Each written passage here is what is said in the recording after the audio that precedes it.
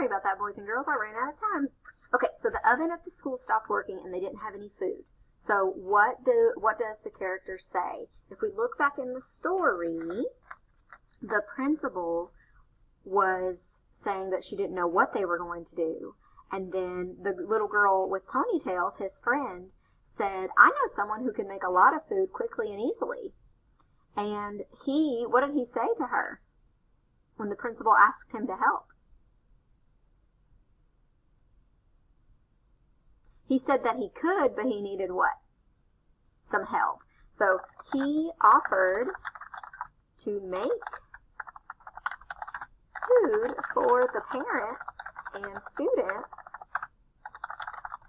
but he would need help. And so what does he do? What does he get everybody to help him do? He makes food for everyone. And he steps up and becomes a leader because he's telling people how to do things and showing them what to do. They were mixing and blending and doing all that stuff. So he makes food for everyone with the help of his classmates.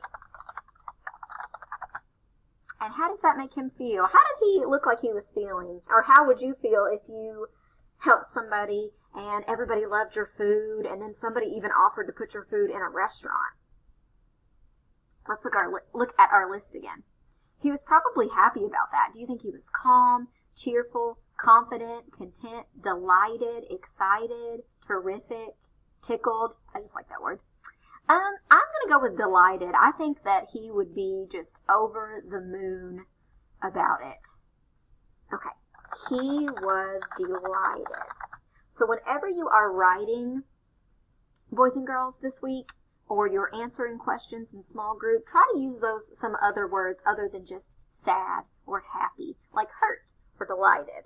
All right, I will get off of here. I know today was a little bit of a longer video and we had to split it into two, but thank you all for staying with me and focusing and listening.